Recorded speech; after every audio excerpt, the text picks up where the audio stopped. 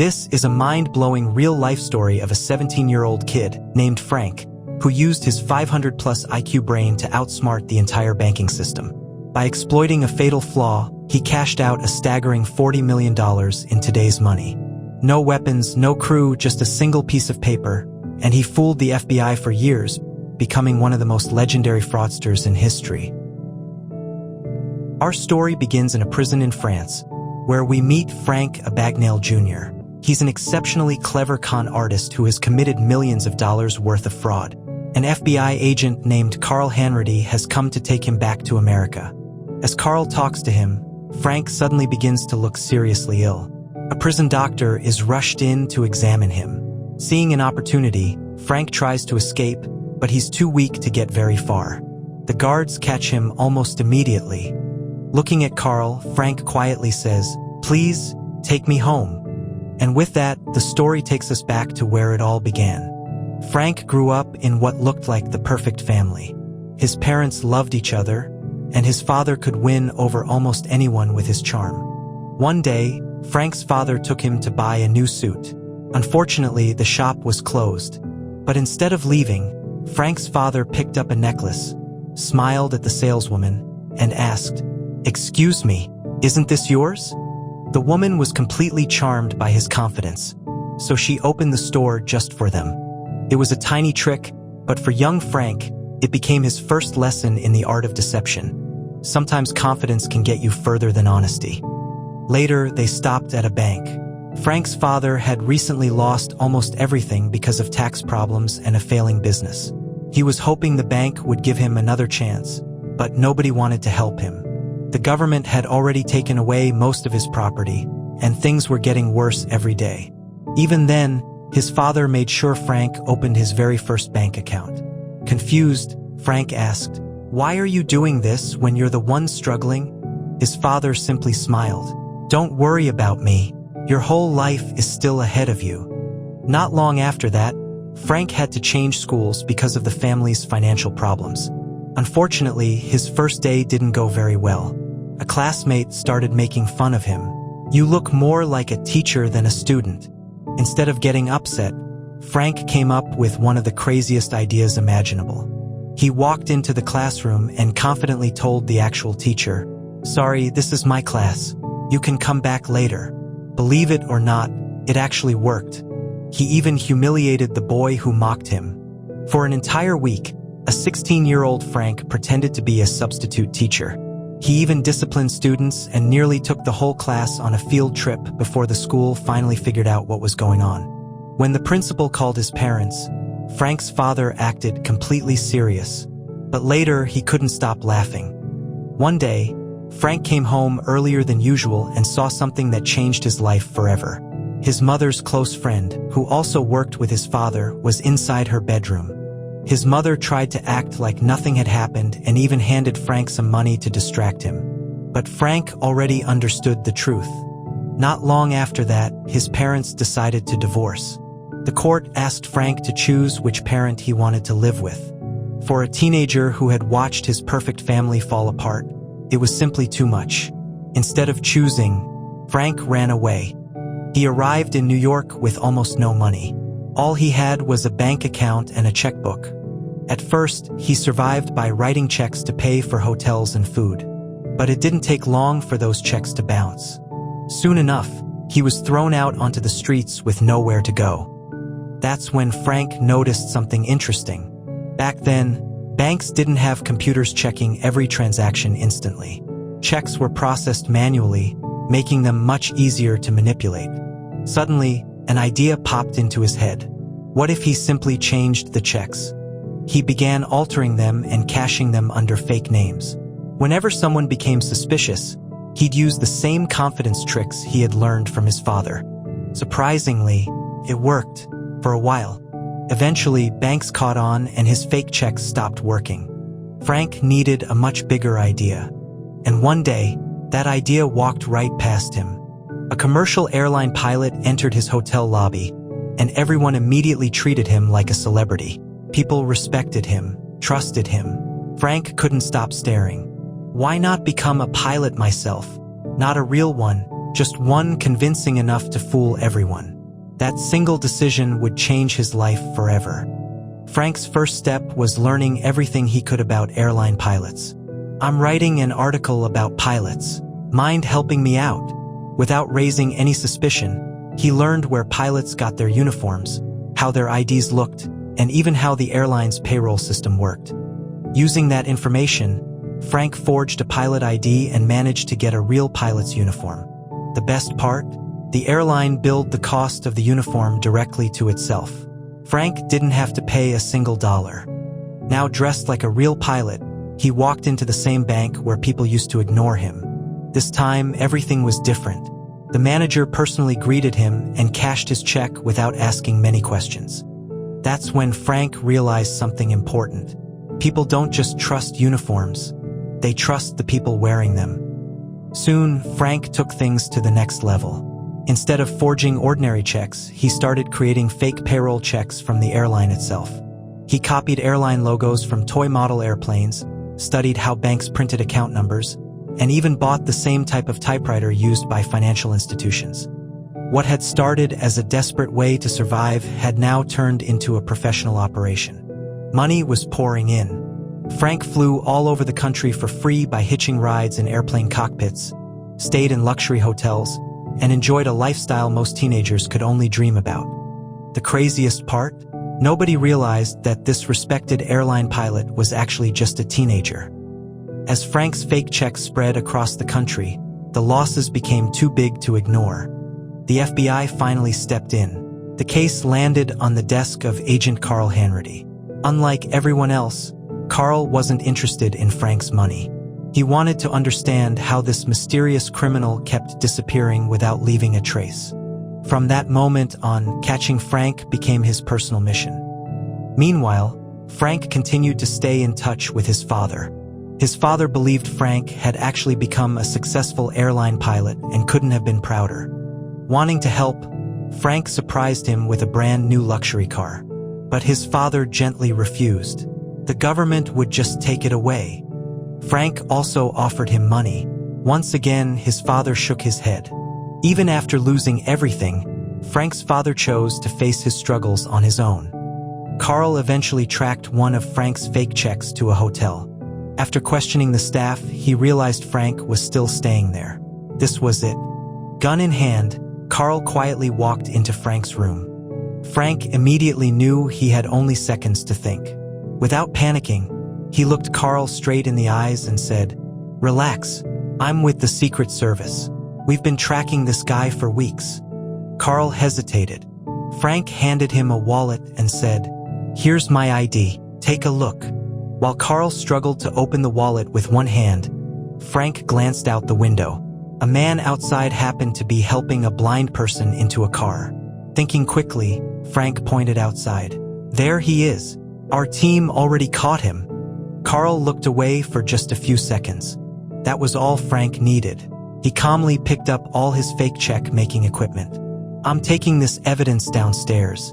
The police will be here any minute." Carl completely believed him. He even handed Frank his wallet back. Frank smiled. "You keep it." Then he casually walked out of the room. By the time Carl finally managed to open the wallet, it was empty. Frank had escaped right in front of him.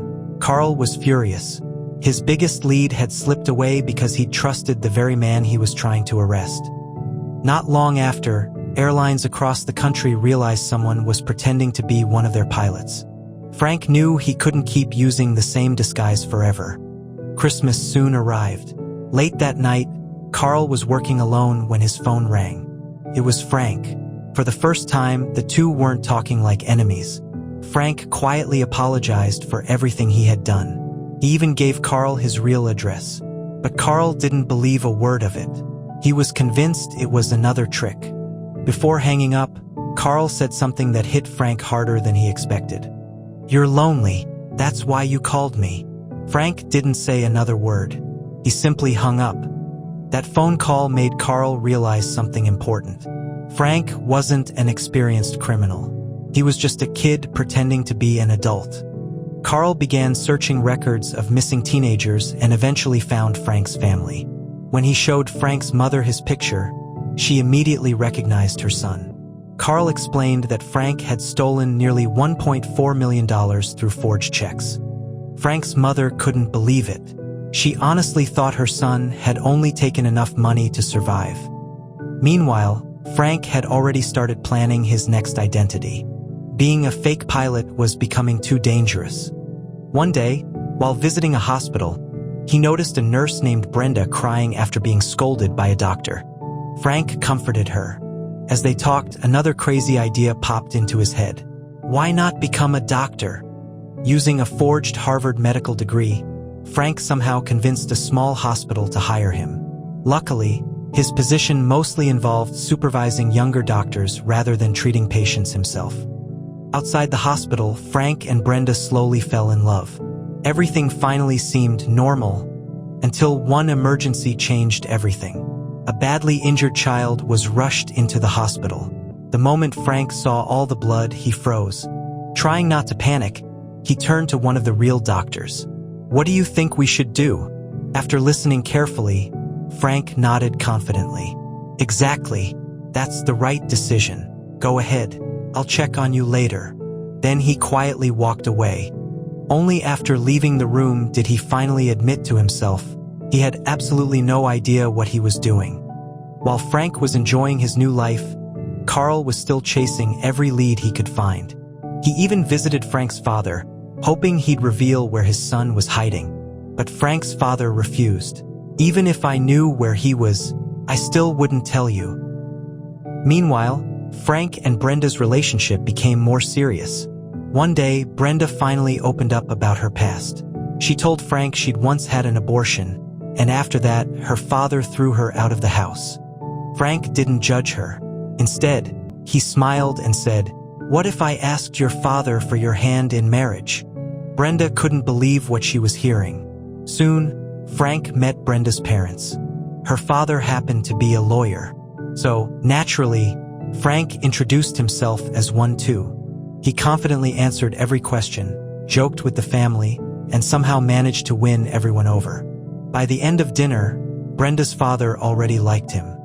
Before leaving, Frank casually asked, "If I wanted to practice law here, what would I need to do?" Brenda's father explained that all he needed was to pass the Louisiana bar exam. Frank studied hard and passed the bar exam on his third attempt. Without ever attending law school, Frank was now pretending to be a lawyer too. Frank and Brenda were about to get married. He finally felt ready to leave his old life behind.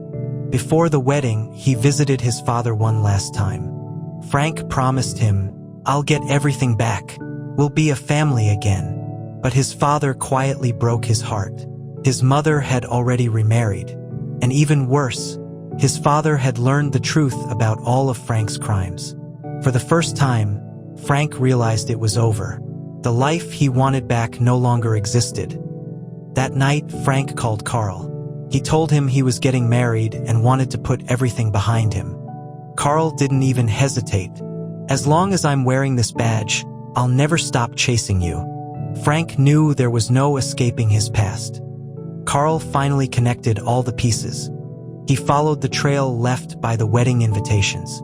On the day of the wedding, FBI agents arrived to arrest him. Frank immediately realized what was happening.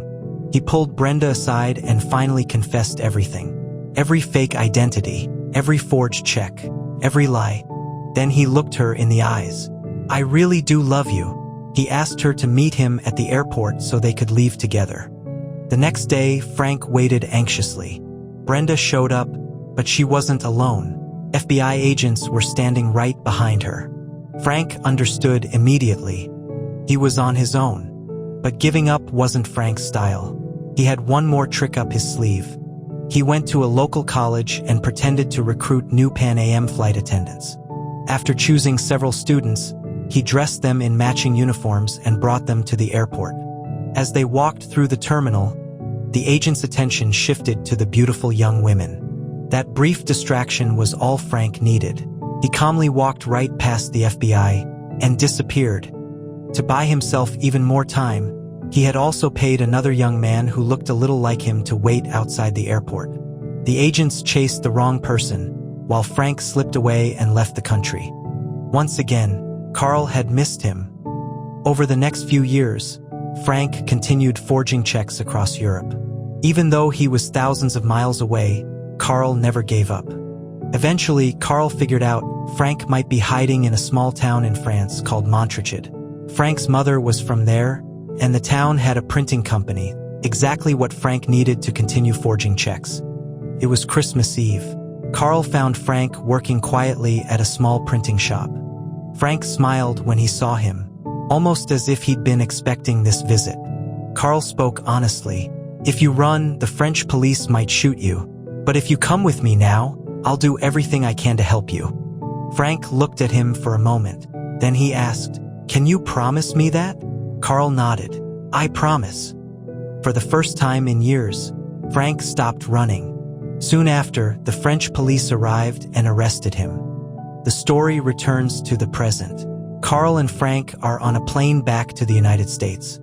During the flight, Frank quietly asks, "Can I see my father when we land?" Carl hesitates for a moment before giving him the heartbreaking news. "I'm sorry, your father passed away." Frank is completely shattered. He locks himself inside the airplane restroom and breaks down in tears. But after a while, Carl realizes something isn't right. Frank has been inside for far too long. When he forces the door open, Frank is gone. Carl realized that Frank had removed the sink, climbed into the aircraft's electronics compartment, and escaped after the plane landed. That very night, he went to his mother's house. From a distance, he watches his mother living happily with her new husband and young daughter. For a brief moment, Frank realized he no longer belonged there. Carl had predicted exactly where Frank would go. He arrived with FBI agents and arrested him. This time, Frank doesn't even try to run. Frank was only 21 years old when he was finally captured. Because of the scale of his crimes, he was sentenced to prison, where he spent years in near isolation. For someone who had spent his entire life fooling people, being completely alone was a punishment far worse than he expected. One day, Carl came to visit him. Another criminal had started forging checks using methods very similar to Frank's. Carl placed one of the fake checks on the table. Frank studied it for a few seconds before pointing out a small mistake.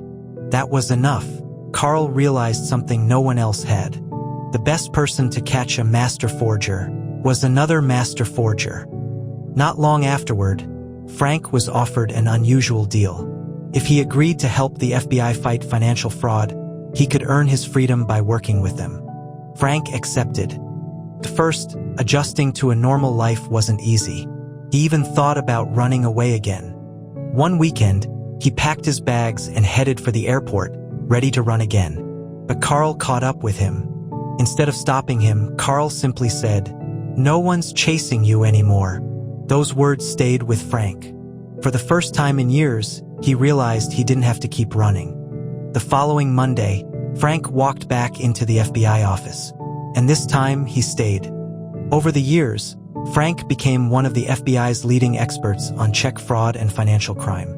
Later, he started his own security consulting company, helping banks and businesses protect themselves from scams just like the ones he once pulled off. It's kind of ironic. The man who was once one of America's most notorious con artists ended up helping catch people just like his younger self. And that's what makes Frank Abagnale's story so fascinating. It's a story about talent used the wrong way, second chances, and proving that it's never too late to change your life. If you enjoyed this video, don't forget to leave a like and let me know your thoughts in the comments. If you want more stories like this, be sure to subscribe to Pookie Recap. Thanks for watching, and I'll see you in the next one.